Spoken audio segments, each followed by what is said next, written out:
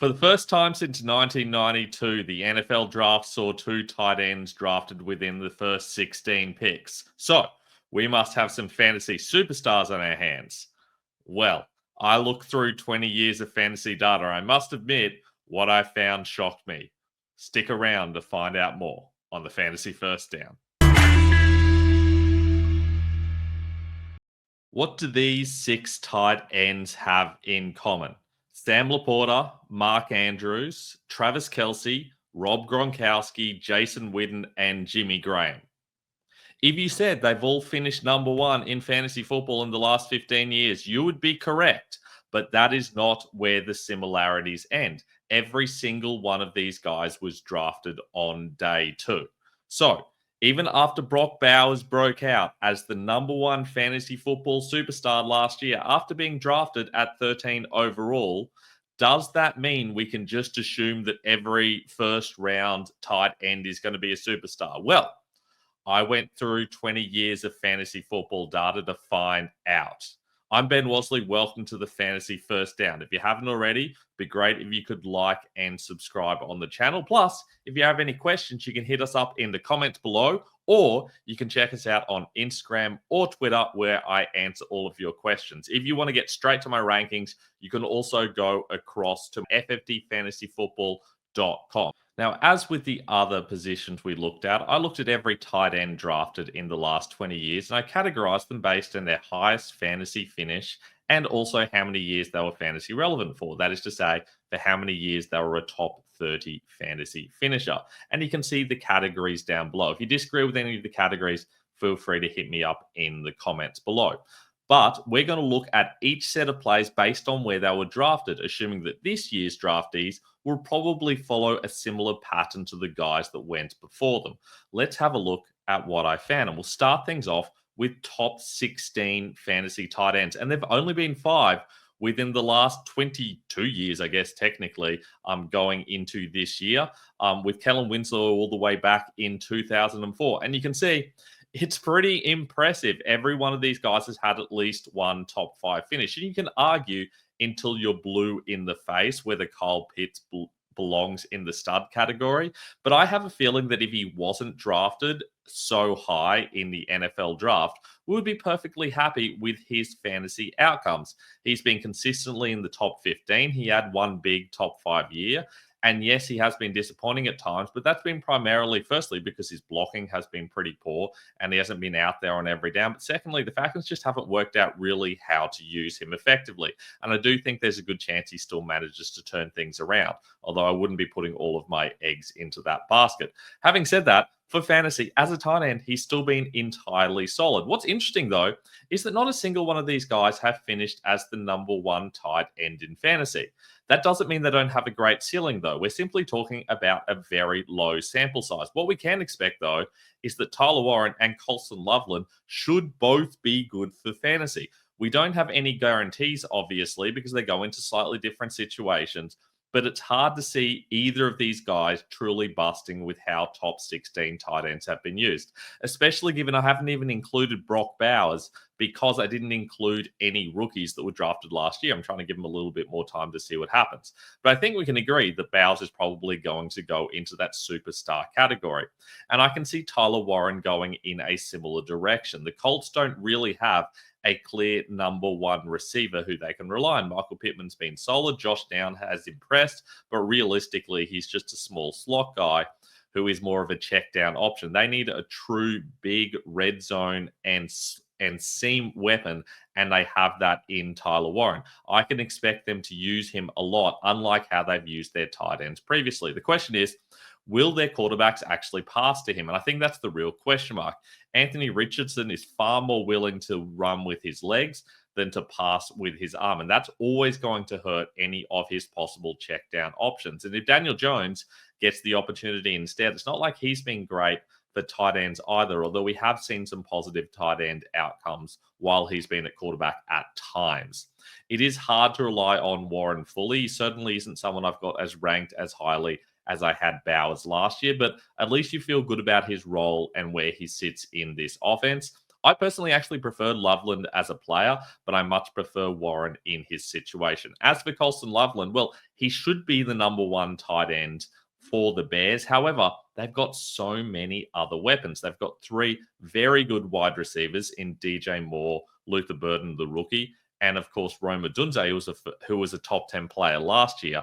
Plus, DeAndre Swift is very good out of the backfield as well. It's not like we're going to have a massive amount of passing volume here out of Caleb Williams. They do need to still kind of ease him into this offense a little bit, but that is going to hurt Loveland a lot. Obviously, he's still competing with Cole Kmet, but I can definitely imagine more of a Bowers and Mayers situation rather than a Dalton Kincaid and a Dawson Knox situation, for example. I think that Loveland is going to be the clear number one guy.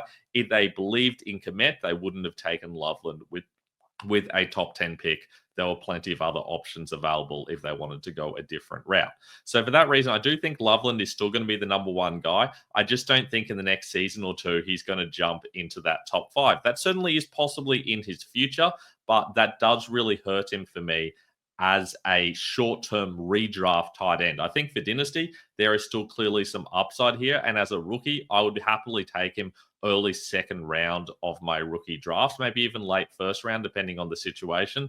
But Warren goes well ahead of him for me. I'm taking Warren, depending on the league, after those top four, maybe five running backs and the top couple of wide receivers. I think Warren belongs in that roughly number 8 slot for your rookie drafts if you're still doing them. And obviously in the Superflex League, probably after Cam Ward as well. Now, things do drop off a little bit after that, but this is where we find a lot of our former number one tight ends. From picks 41 to 64, so we're talking the later part of the second round. I did take the early part of the second round and the later part of the first round and kind of combine them together because they tend to be similar types of players. And this range, we do see some superstars. Rob Gronkowski was obviously amazing for a long time. You would be very happy to have Trey McBride on your team at the moment. And even Pat Frymouth and Mike Gesicki have been solid recently. However, there have been a massive amount of busts in this range. Half the players drafted in this range have totally busted and not even had more than one top 30 fantasy finish. And that's a real concern. We've seen that happen even recently with guys like Luke Musgrave, who got taken over by a guy drafted later than him, even though we had high expectations going into the season. So even though we've got three very talented tight ends being taken in this range, there are concerns around all of them. We're going to break down each of these plays. Mason Taylor goes to the Jets. And for me, not my favorite of these three players. I was hoping Arroyo would go earlier, but I do think Taylor has enough talent to make it work. He's a great route runner. His speed's pretty good, very good with those 50-50 balls. But the most important thing for him for fantasy is, firstly, he's excellent in the red zone, which should mean we end up with a lot of touchdowns. And secondly, he's an excellent blocker. I mean, he's going to be out there on every play. We know that Justin Fields does tend to use his legs a little bit more when he could be otherwise checking the ball down, and that is going to hurt Taylor in the short term.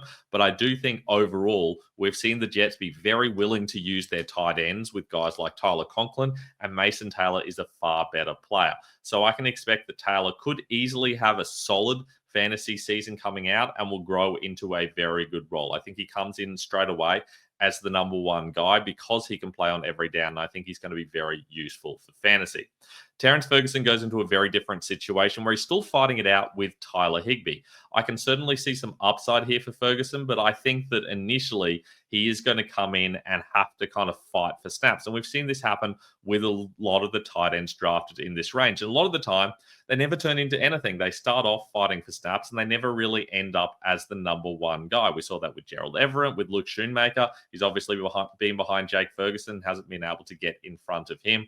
That's basically the story of a lot of guys drafted in this range. And it could easily be the story with Ferguson because he does lack the talent of these other guys. I think he was a little bit of a reach. I don't think he belonged in this range. And I'm not convinced he's necessarily going to be able to perform up to the level of a lot of these other guys. Having said that, Higbee has been very, very injury prone, and it is entirely possible that Ferguson gets plenty of opportunities early on.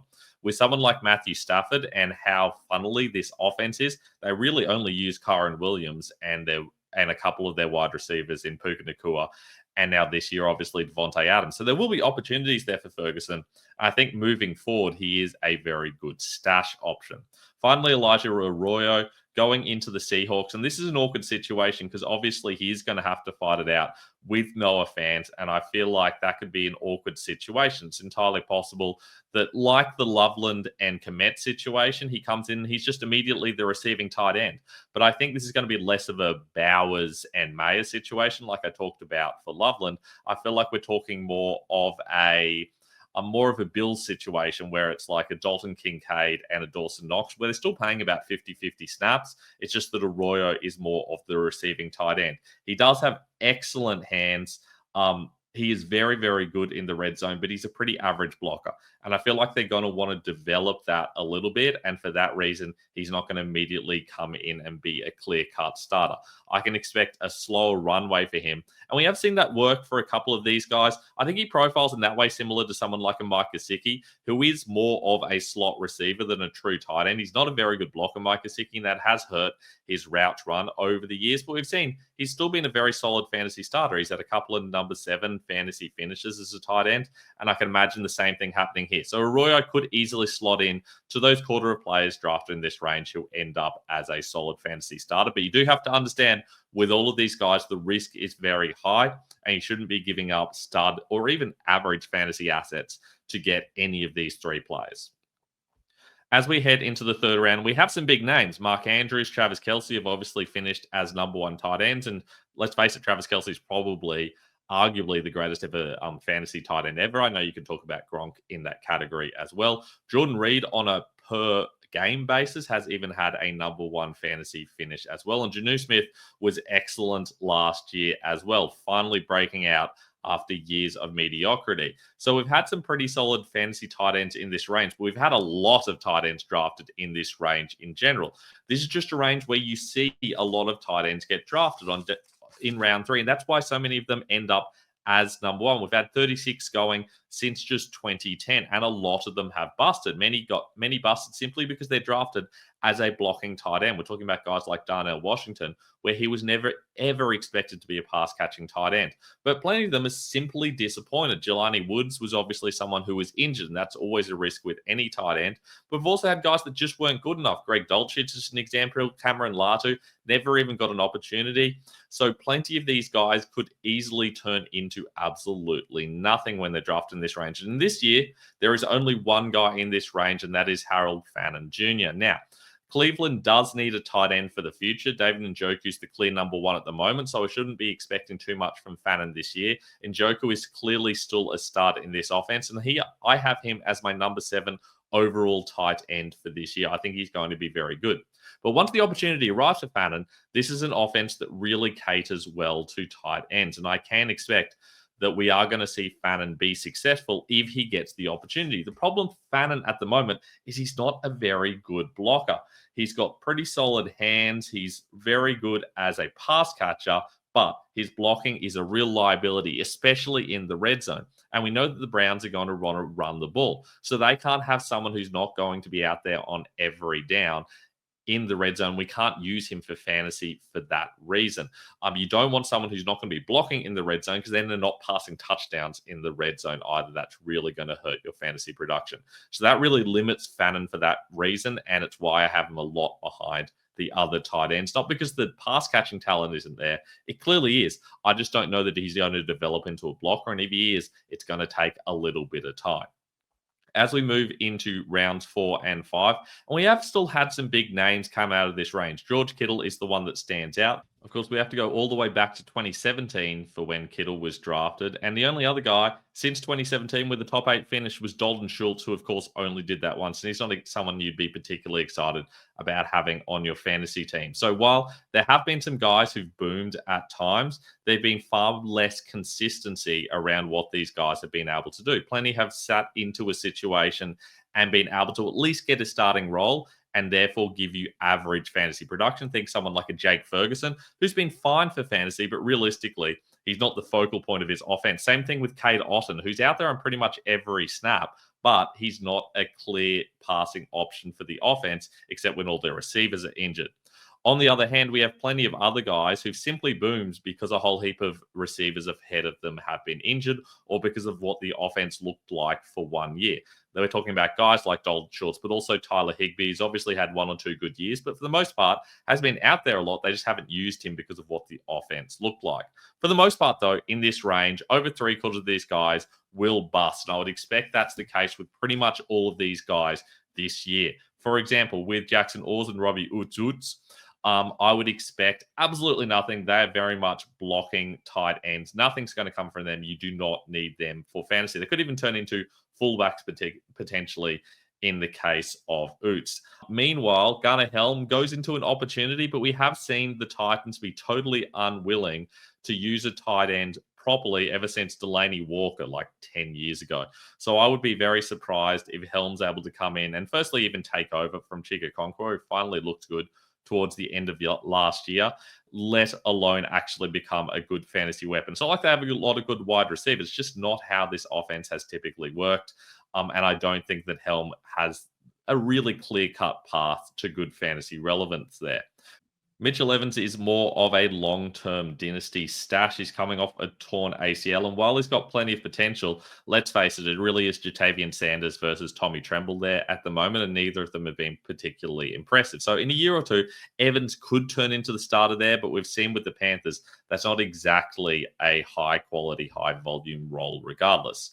And finally, Gadsden for the Chargers. At least there's an opportunity there, because Will Disley seems to be the number one at the moment. They did bring in Tyler Conklin, but neither of those guys are such talented players that you can't imagine that potentially Gadsden could come in and turn into the number one guy. He does certainly have the talent for that. He's a good, solid, all-round player and deserved to be drafted around the 4th round. So I feel like there is some upside with Gadsden.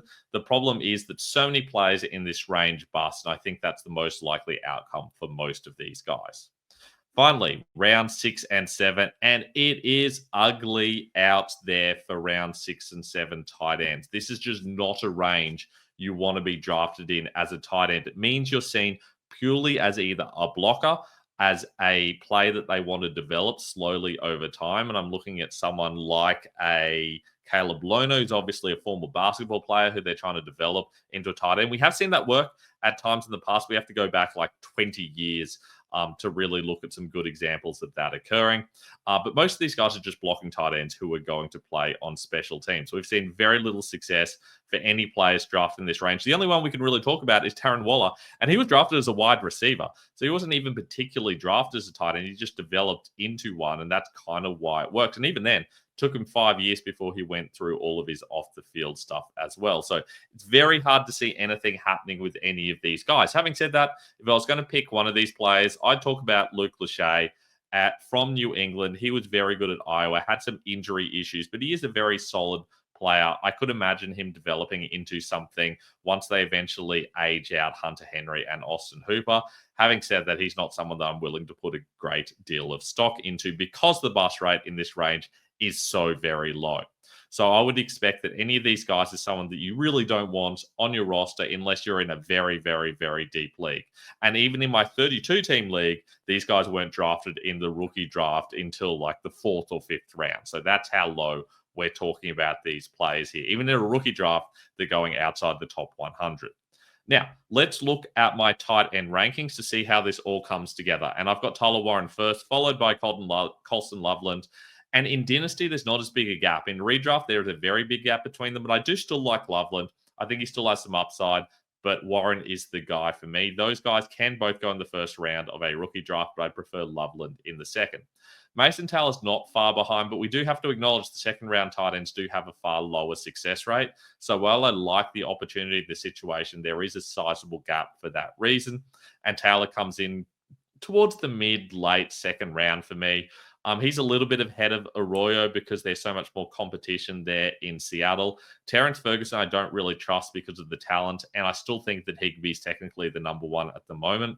Then we've got a big gap down to Harold Fannin. I'm not thinking about him until probably the 4th round, and even then, I may not be considering him. It really depends on what I need for tight ends. There's usually a lot of depth for tight ends in a lot of dynasty leagues. So someone like a Fannin, who's no guarantee to ever play as a starter, isn't someone that you need to value very highly. After that, all of those other guys, not particularly interested in outside very deep leagues.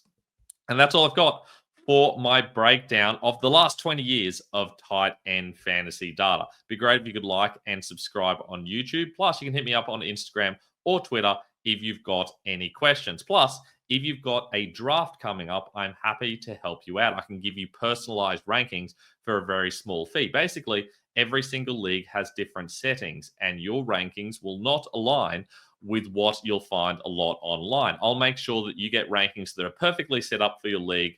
Had a lot of success with that over the last 2 years, with a lot of people winning leagues for the first time with those rankings. If you'd like to add your name to that list, make sure you hit me up either on Twitter or Instagram, or you can email me at benwasley23@gmail.com. I'll be back soon for some more fantasy chat, but in the meantime, enjoy your fantasy football.